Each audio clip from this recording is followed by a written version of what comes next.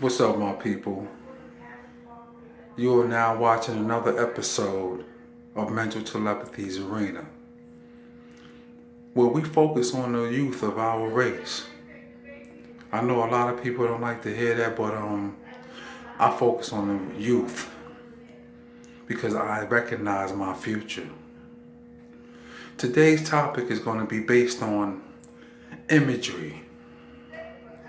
How the enemy uses imagery to control personalities, how they use colors to control personalities, colors and symbols and things of this nature.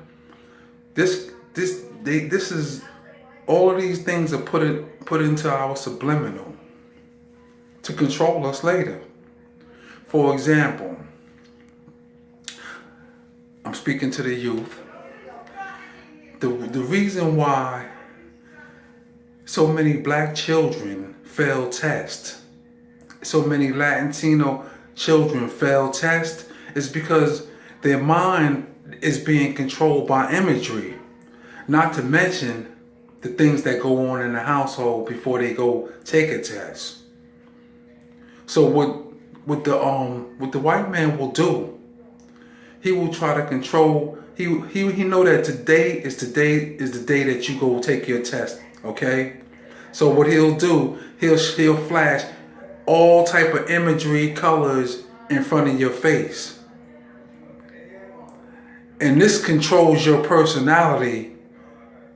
Like, for example, a child is about to go take a test today, so your mother says, before you leave the house, just speaking in general, not about how black women might do their children, and don't recognize that they doing it to their children early in the morning. They might tell their children they might get up ranting and raving and telling their children, nah, you ain't getting such and such, da da da. So all type of bad news in the morning for that child is going to cause that child to score lower on the test. That's one of the aspects right there. And when you walk out the door, now you're being controlled by imagery, colors, and imagery, and symbols, and imagery. So remember, I was telling you in my previous videos, for those who don't know, I told people in my previous videos the way the white man deals with the militant. He'll basically control them through imagery. He'll study your patterns, your likes, and your dislikes. So that way, your dislikes, he will try to keep that into the forefront. Every time you come outside, he'll use, because once they work on the militant, they'll keep you surrounded with snitches and feds. I know you don't believe that, but your daily life will be surrounded by snitches and feds. So he'll use those snitches in like what they call an Illuminati puppet show. They'll role play all day, and they'll role play the negative things in front of you that you don't like. They'll keep that to the forefront, and they'll erase all the things that you do like.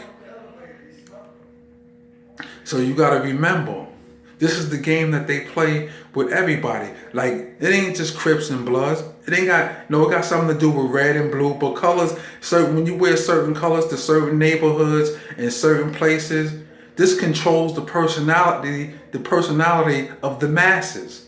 It turns on a certain personality. You can see it in the everyday life, especially now that we're dealing with a lot of tribalism and a lot of gangs and stuff like that. So certain colors control certain mind states. If a feds think that you don't like red, they'll try to flash that in front of you all day. If they think that you don't like blue, they'll try to control you with that. If they think that you don't like women, black women, they'll put that in front of you. All this stuff controls the personality of those who just go about their daily lives.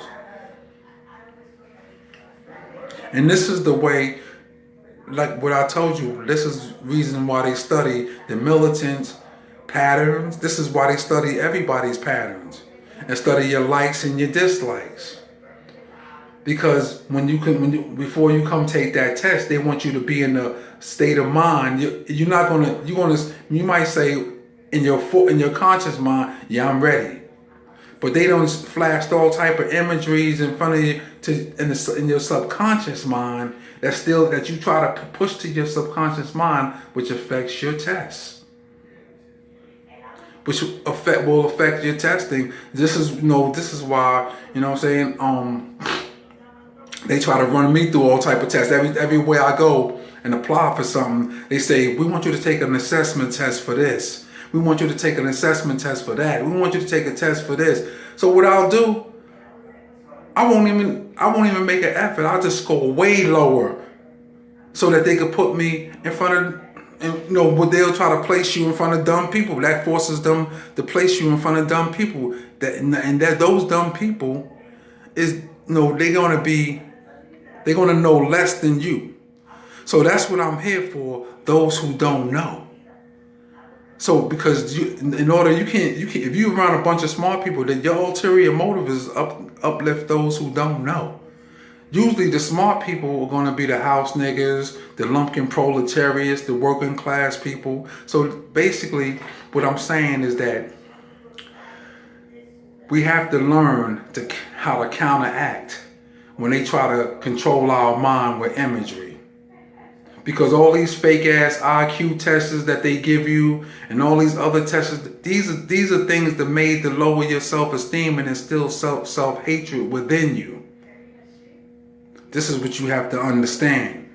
Because it all comes from us. We invented mathematics and all of that stuff. But you have to remember, one of the first rule to the laws of conservative energy, which is the laws of physics.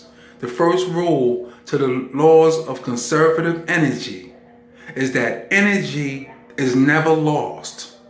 Energy is just transferred from one source to the next. So the white man, he spends all day on the militant or on the black people that he don't like, and he will flash those images, and he will try to keep that state of mind within you so that you can stay in a negative state of mind. So this opens up all type of doors for evil people to try to control you, including those who practice magic, witchcraft, and all of that other stuff. What they will do, they will try to dominate your mind and keep you in a state of mind of a negative mind state. And a lot of the times it works on us because we don't know that we're being controlled by imagery. And we don't know that we're being controlled by the color code and everything else that they use as a weapon against us, as the weapon of mass destruction. Because the ulterior motive, regardless of what you may think, is to try to get rid of you. Or if they can't get rid of you, their first ulterior motive, especially for the militant, is they want you to commit suicide. And I'm talking to all of those, who be feeling messed up. They feel like hope looks bleak in the eyes of the beholder. Hope looks bleak to you. This is the state of mind that they want you in. Because their first ulterior motive is to try to get you to commit suicide. So if they can't get you to commit suicide, what they'll do, they'll try to get you in jail, back to prison, or whether it's the first time, second time, or whatever. And if they can't do that, they will try to keep you on the lowest level of life, living in below poverty level. But as you know, we're living in a different day and time right now. A time where you're starting to see a lot of black people get jobs. They starting to put a lot of black women in education. Because they want them to look at the black man as undesirables. So as it goes on for so long, the black woman will develop a mentality where she can't fathom to even see a black man. I'm talking about a man. I'm not talking about a boy, a little boy that's trapped in a grown man's body. No, I'm not talking about a little boy that's trapped in a grown man's body. Because anything that sounds like a man to them, they run anyway. Because they can't, they develop the personality. They don't know that the code is being worked on them too. They develop the personality where they can't fathom to see you have anything whatsoever. So if you do have something, they walk around delusional. I didn't see that or whatever. But that's not what, my point is to the youth. A lot of the times they can, people control our minds so that we can't pass those tests.